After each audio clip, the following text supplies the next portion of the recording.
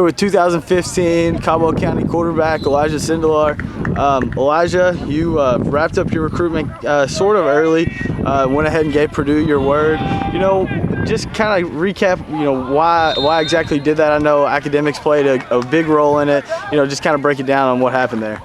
Well, being recruited is a big deal, and a lot of teams put a lot of thought into who they want because they want who they want the most. And I was thinking, I knew where I wanted to go, and engineering was a big part. And I wanted to go to the best engineering school, and I made my decision so early because out of respect for the other teams, I wanted them to be able to have time to go get somebody else since they weren't going to get me, and I was going to Purdue. Now you just said one of the other teams, Kentucky was. I can't really speak for you, but I guess they were the number 2 school. They finished right under Purdue. What kind of led to Purdue getting the jump over Kentucky? The education was the only, probably the biggest factor that pushed them ahead, because football-wise, Kentucky has a system just like we do. They're all shotgun.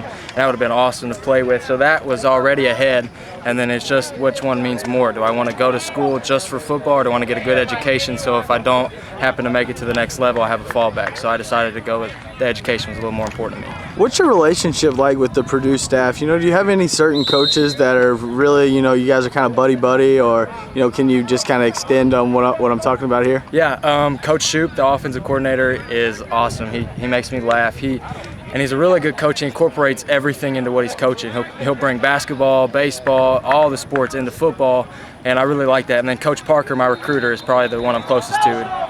He's the one I can go and ask him anything I need to or stuff like that. So you said basketball, football, and baseball, and that's big for you.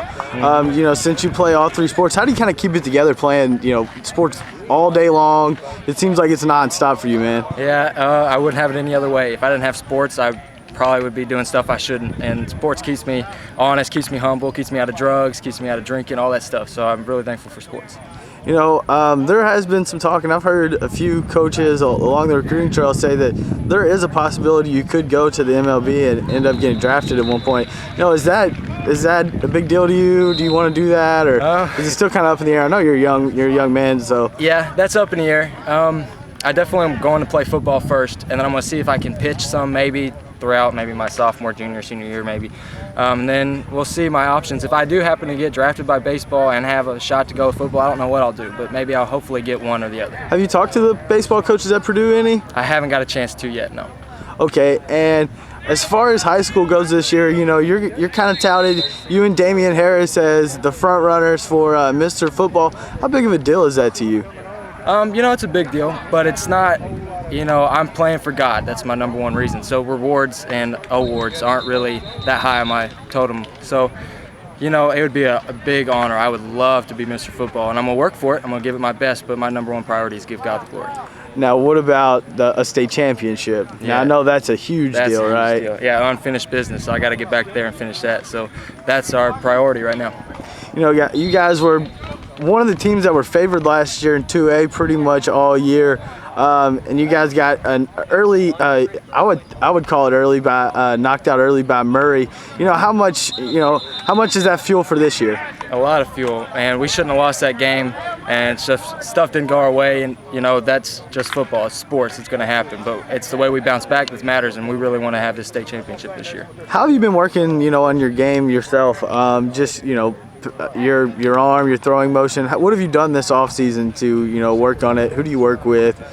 Well, I work with my dad, actually. I don't have a trainer. I don't do anything. I do it all on my own.